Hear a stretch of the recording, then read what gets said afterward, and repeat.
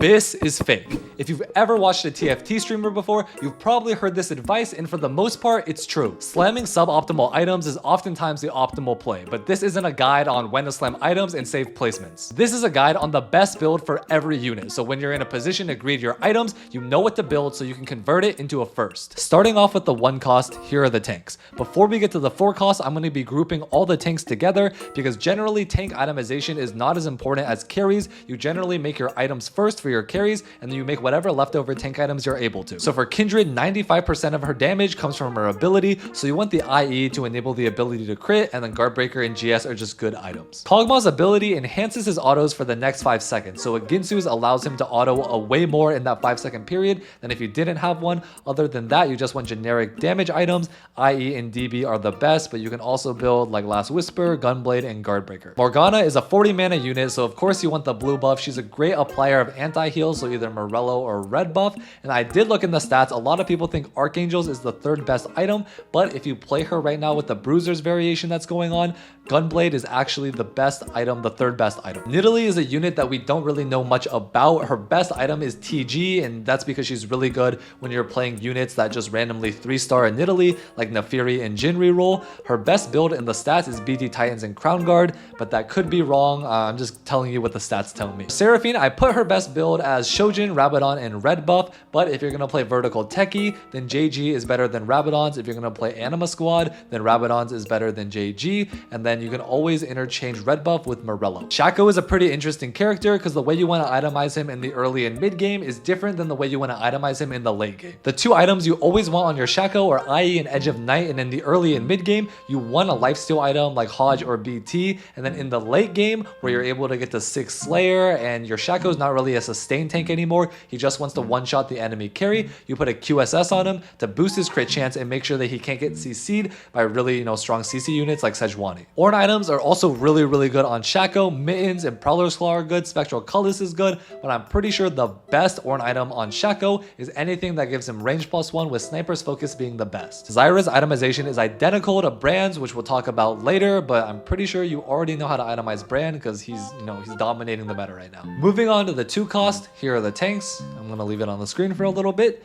And let's go to Graves. Graves' best build is Eon, a Hodge, and a Last Whisper. Even though there hasn't been a lot of carry Graves yet in the meta, I'm pretty sure this is the build you're going to want on him when he eventually gets buffed. Triforce and Spectral Cutlass are the 2 best Ornn items for Graves, but I have seen some people try out Trenchcoat and it looks pretty good, so maybe when Graves gets buffed, you should try that out. LeBlanc is another unit you don't really want to solo carry unless you get an Ornn item like Manazane or Zhonya's, but if you don't have it and you get like LeBlanc from Caretakers, her best build is Shojin, Archangels, and a Gunblade. Nefiri's best in slot depends on your Exotech items. If you have Pulse Stabilizer, it's Hand of Justice in an Eon, and if you have Hyper Fangs, it's IE in an Eon. Nefiri also loves Ornn items. If you get Spectral Cutlass or Silvermere Dawn, it turns your dog into a dog. Woo. After the changes to Twisted Fate, his new best in slot is Ginsu, Gunblade, and an Archangels. Zhonya's is a really good Ornn item on him as well. I see a lot of people building Vayne with double Ginsus in a Hurricane. Ever since PBE, Hurricane really isn't a good item for Vayne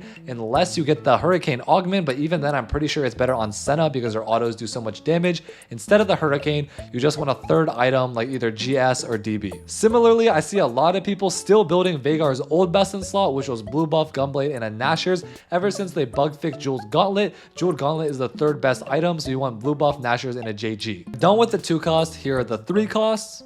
Draven is the first carry we're talking about, and if you look at the stats, you have to be a bit careful because generally you're going to be playing 3-star Draven from a Cypher cash out. So some of the Radiant and Ornn items are going to be way better than normal. You want to build Draven with as much damage as possible unless he's your duo carry, so do not build items like red buff and Shojin. Every cast, he should be annihilating the entire enemy team. Depending on what traits you play with Elise, you may or may not need a mana item, so you can replace the Shojin with a pure damage item like Rabadon's or GS. Since you play Fiddlesticks with 6 Bruisers, it's a skilling comp, so you want as many Archangels to scale as possible, but the 3rd item can be GS or JG. If you're watching this video like 2 weeks after it's released, Jinx is a super broken unit. You can play her in either Rengar or you can reroll Vanguard and Marksman if you have the Augment Rig shop. Do not get baited by building a Ginsu's on Jinx. You do not want her to auto that much. Her damage comes 100% from her spell, so build everything that's going to make her spell, do more damage, and Manazane is truly broken on Jinx. Rengar, everybody knows the best in slot by now, it's BT Titan's Hand of Justice.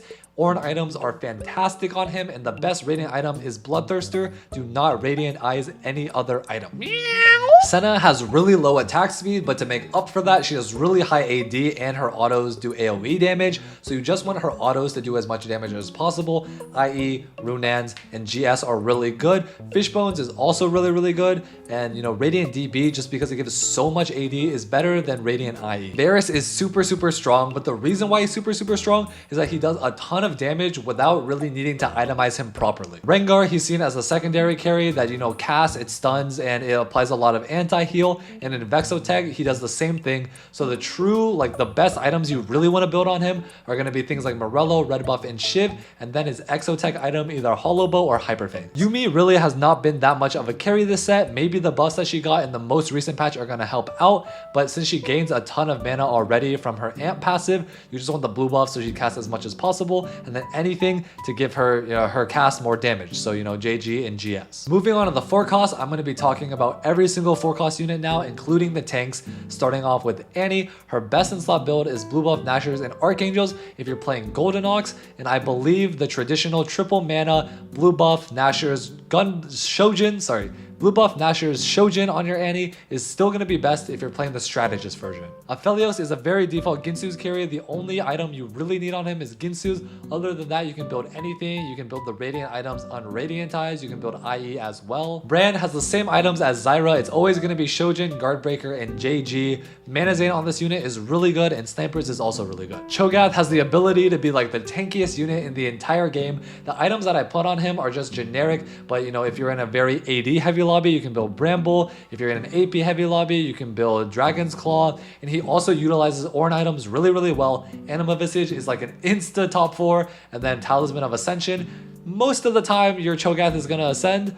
Yeah, this thing is broken. Leona is the best pure tank unit in the set right now, and you really want mana items on her because the sooner she gets her first cast, the sooner she gets the durability and the longer she lives throughout the fight, because she can tank all the abilities that the enemy carries are doing, and then after that she just needs to tank the autos. So yeah, it gives her a lot more effective HP if you have a mana item on her. Misfortune is a unit that just wants to obliterate the entire enemy board in 1 or 2 casts, so instead of building Shojin on her, you want pure damage, IE, GS, and Guardbreaker. I did hear a myth that Shojin's or Misfortune's ability is bugged with Manazane, but I did check, it does work. She just casts 2 times in a row. In comps where Nico is your main tank, like 7 Street Demon or Brand Ziggs carry, you generally want to prioritize the 2 carries items first before Nico's. Not that you should make them, but you should make the best items for those units first, and then make whatever leftover tank items you can. Here I put Val, Redemption, and Warmogs because these 3 items are just really good, but whatever tank items you have, just play them. Sejuani is very similar to Leona, where she wants mana items, but here she really only wants mana items. Her best in slot is Triple Vow. Triple Vow guarantees 3 casts. If the 3 casts are on the enemy carry,